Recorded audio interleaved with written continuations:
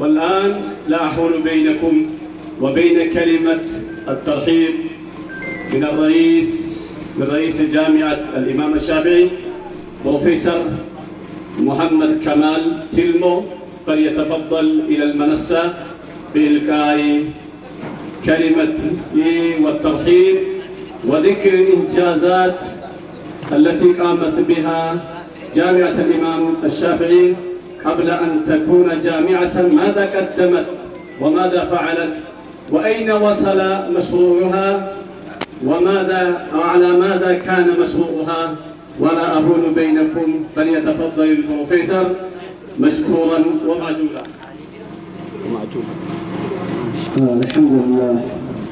الحمد لله الذي بنعمته تتم الصالحات، والصلاة والسلام على المبعوث رحمة للبريات والتابعين ومن تبعهم بإحسان إلى يوم الممات. وبعد، سماحة الوالد الشيخ دكتور حجي إبراهيم توفى رئيس المجلس الأعلى للشؤون الإسلامية في إثيوبيا والمفتي العام ورئيس هيئة العلماء ومؤسس الكلية ورئيس مجلس العلماء، سعادة نائب الرئيس الشيخ عبد الكريم بدر الدين، سعادة رئيس مجلس الأعلى لإقليم أورomia الشيخ غالي مختار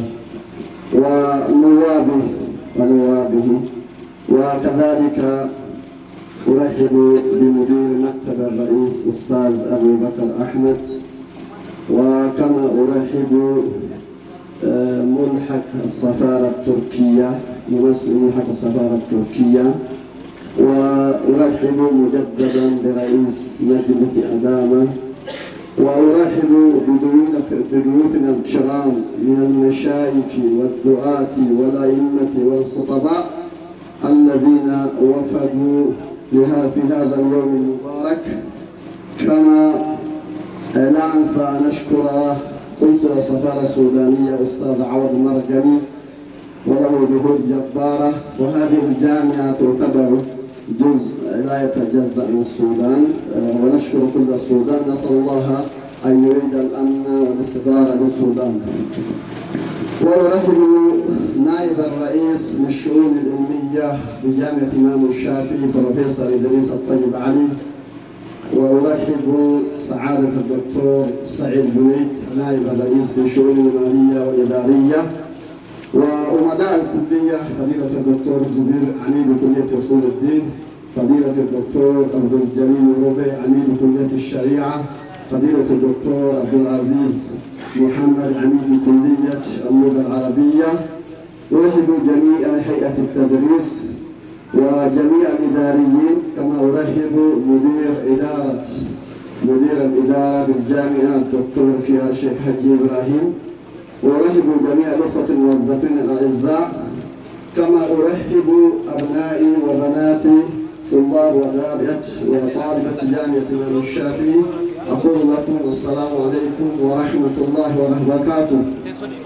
أرحب بفضيلة الوالد الدكتور الديلان مفتي ونائب رئيس علماء اتحاد افريقيا، ونرحب بفضيلة الشيخ زين الدين ووفد المرافقين له، ونرحب ترحيبا هارا.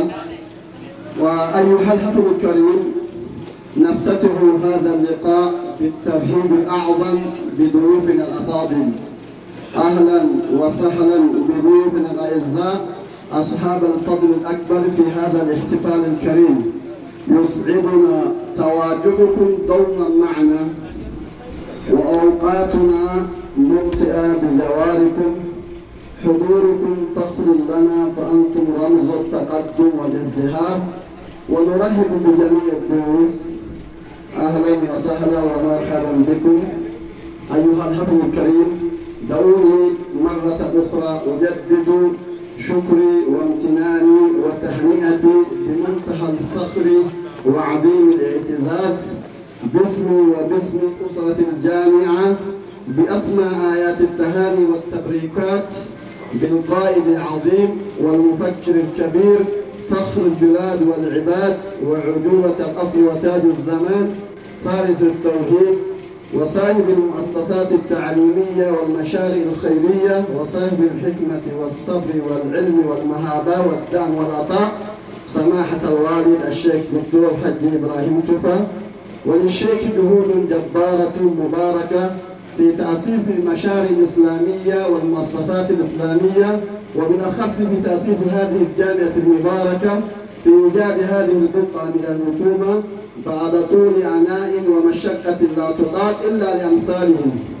ثم التواصل بعد إيجاد الأرض بعد مدة من الزمان مع من في الخارج من الداخل من الأساتذة لاستخدامهم المدرس في هذه الجامعة، كما مكن سماحة الوالد الشيخ دكتور حجي إبراهيم لعدد من الأساتذة محل سكن للبيت، شمر الشيخ عن ساعديه حتى تأسيس الكلية ثم ترقيتها إلى الجامعة، وجهود الشيخ لا نستطيع أن نذكرها في هذه العجالة، والشيخ كتاب يتلى، نسأل الله عز وجل أن يجعل هذا العمل في ميزان حسناتهم، كما نشكر مركز الدعوة الإسلامية في جهوده المباركة ومن تلكم الجهاد هذه البقعة الميمونة، كما تقدم ببالغ الشكر والتقدير لهيئة التدريس بجامعة إمام الشافعي ولما يقومون به من جهود كبيرة وأعمال جليلة من خلال التدريس والمحاضرات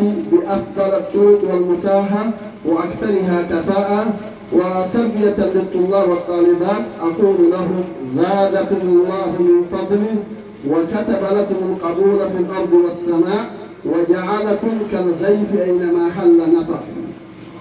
ونشكر كل من ساهم في هذا المشروع في هذه الجامعة من الداخل والخارج، وعلى مقدمتهم سكان مدينة أدامة من مجلسها وتجارها وعلمائها ودعاتها ونسائها ورجالها وشبابها. أيها الحفل الكريم، إن يوم التأسيس لهذه الكلية من أهم الأحداث في تاريخ وطننا الحبيب، وهو يوم ولادة حقيقية يمثل بداية قصة نعيش اليوم أجمل مراحلها على كافة الأصعدة. أيها الحفل الكريم، نستشعر في هذا اليوم أسمى معاني الفخر والاعتزاز بفضل الله تعالى، كما نستذكر ما بذلناه من جهود حتى وصلنا إلى ما نحن فيه اليوم، وما يمكن أن نبذله لنكمل المسيرة. إنها إن شاء الله مراحل متوالية من العطاء والبناء بإذن الله. أيها الحفل الكريم، نلتقي اليوم للاحتفال بمناسبة مهمة، هي الاحتفال بذكرى السابع من تأسيس الكلية ورفعها إلى الجامعة بعد مضي 7 سنين من تأسيسها بعد الإنجازات الأكاديمية والإدارية. والله إنها لحظة فخر وإلهام، لحظة نحتفل بها ونستشرف أثرها للأجيال القادمة. وأنا أقف هنا أسترجع الأيام التي كنا بدأنا ندرس هذه الكلية في المسجد، وبينما نحتفل بالذكرى السنوية السابعة وترقيتها إلى الجامعة لا نتوقف عن إنجازاتنا فحسب، بل علينا أن نتطلع إلى مستقبل أكثر إشراكا. إنجازات الجامعة خلال مدة 7 سنوات. قبل ذكر الإنجازات لابد من إشارة سريعة خفيفة كيف بدأت الكلية. بدأت الكلية في المسجد، ولم يكن مبنى الحالي مهيئا للتدريس ولا للإدارة ولا للسكن، لأنه لم يشتق ولا توجد ميزانية للتأسيس ولا لراتب الأساتذة. بدأنا متوكلين على الله من غير اتكال على جمعية ولا استمداد من الحكومة. مررنا ب3 مراحل حتى وصلنا إلى هذا اليوم. المرحلة الأولى مرحلة بدء الدراسة في المسجد، والمرحلة الثانية استخدام مبنى الواحد للإدارة وللسكن وللفصول الدراسية. المبنى الواحد استخدمناه ل3 أغراض: سكن طلابي، فصول دراسية، مبنى إدارية. والمرحلة الثالثة مرحلة تكوين مبنى الإدارة وبناء دورة المياه. وتصل الكلية منذ نشأتها إلى التطوير بأساليب متنوعة، وكرست طواقمها الأكاديمية والإدارية والفنية لبناء مؤسسة أكاديمية نموذجية تسهم بفعالية في تحقيقها. أهم الإنجازات العلمية والأكاديمية. ماذا أنجزت؟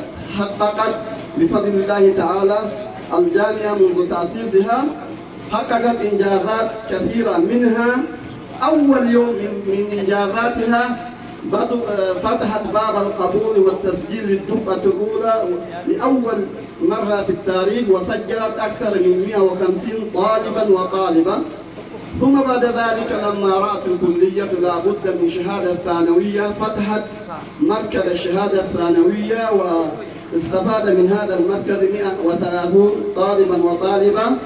ثم لابد من إنشاء مكتبة علمية، أنشأت مكتبة علمية يوجد فيها أمهات كتب الفنون الشرقية واللغوية. ثم أنشأت مركزا للغة العربية. ثم قبل الدفعة الثانية والرابعة والخامسة، ووضعت منهجا جديدا للسنة التمهيدية، وخرجت الدفعة الأولى والثانية بدرجة بكالوريوس بتخصص الشريعة واللغة العربية. وضعت مناهج جديدة لكل الكليات المستهدفة، ووضعت منهج جديد للشهادة الثانوية الخاصة بجامعة الإمام كبادرة فريدة من نوعها في البلاد.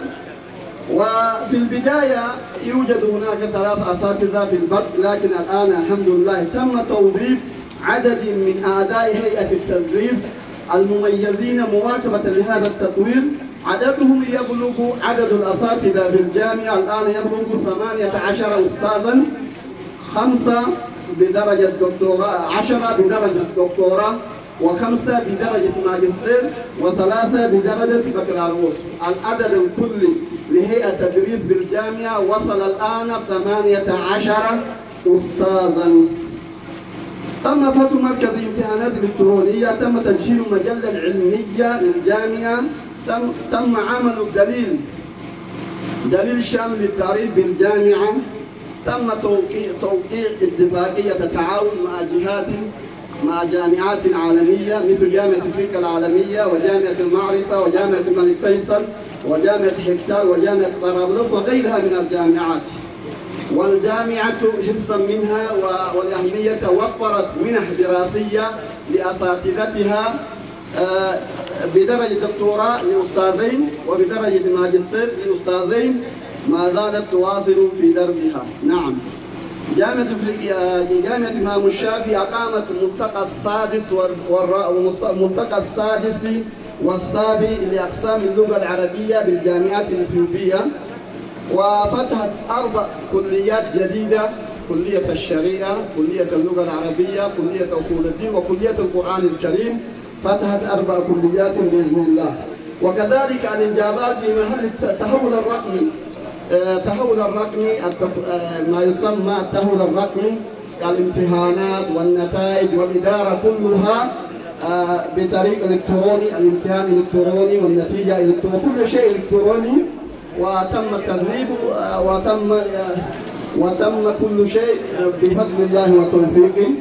وكذلك من أهم ما قامت به الجامعة إنشاء السكن الداخلي للطلاب والطالبات، إنشاء السكن الداخلي للطلاب والطالبات، وكذلك مشاركة بعض أساتذتها مؤتمرات دولية ومحلية. هذا مما يتعلق باختصار بإنجازاتها الأكاديمية. أما الإنجازات في التطوير الإداري، وهناك التطوير الإداري له أهمية لأنها الهيكل العظمي وفقر العظمي لأي مؤسسة.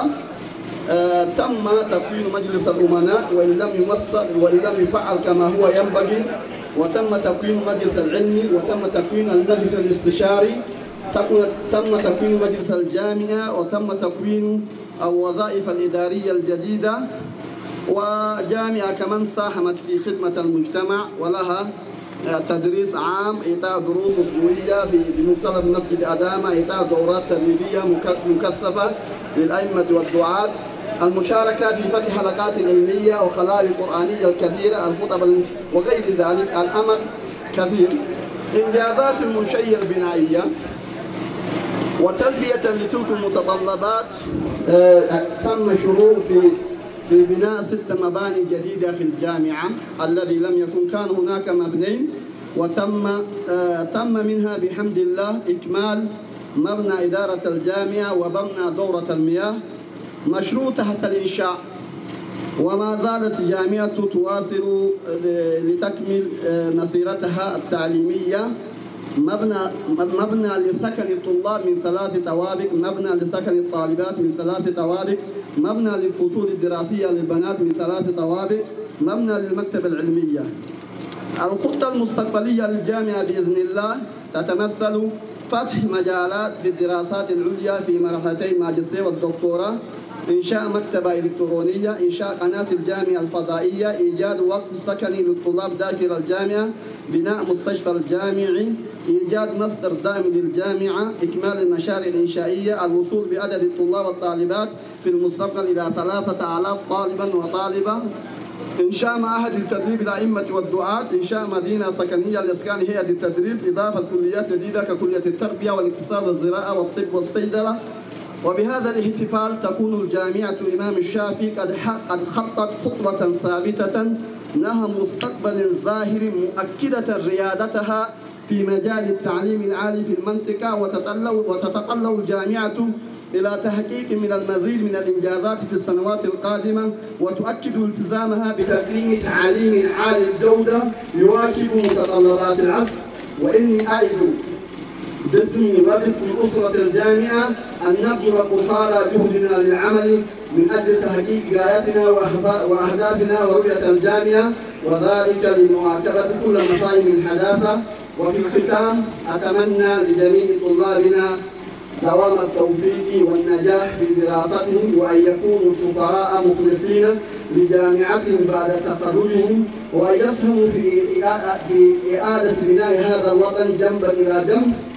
من خلال هذا التفصيل المختصر يتضح لنا أن جامعة الإمام الشافعي مؤسسة علمية عريقة ظلت على مدى 7 سنوات تعمل على أن تكون الجامعة منوطة من خلال تميزها العلمي والأكاديمي ومبادرتها الفريدة ونشاطها المبذول، وهي الآن وبشهادة الآخرين من الداخل والخارج أصبحت مؤهلة لتكون من مصادر الجامعات الكبيرة في المنطقة بحول الله وقوته.